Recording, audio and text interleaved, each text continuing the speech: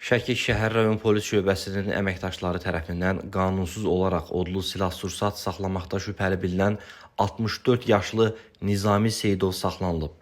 Daxili İşlər Nazirliyinin mətbuat xidmətinin Şəki regional qrupundan Statinfoya verilən məlumata görə həmin şəxsdən bir ədəd Kalaşnikov avtomatı, daraq və 51 patron, eləcə də aqrotexniki qaydada qulluq edərək yetişdirdiyi çətənək kollar aşkarlanıb.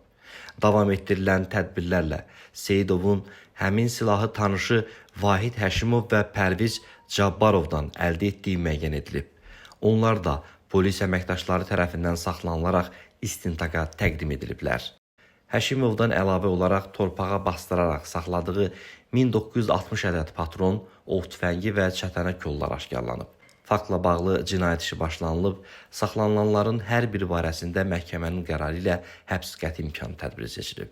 Mən avtomatı bir müddət qabağa oğlu tanışım Vahiddən 1000 manat almışdım. Kimsə əlinə keçməsin deyə evdə gizlətmişdim. Pula ehtiyacım olduğu üçün 1500 manata satmaq istəyirdim. Satanda polislər tərəfindən saxlanıldım. Çətənək kollarını 2 ay qabağa dipçək dəymişdim. Qulluq edirdim öz istifadəm üçün. Silahı Pərdizdən almışım 500 manata. Sonra onu satmaq istədim tanışım Nizamiyə.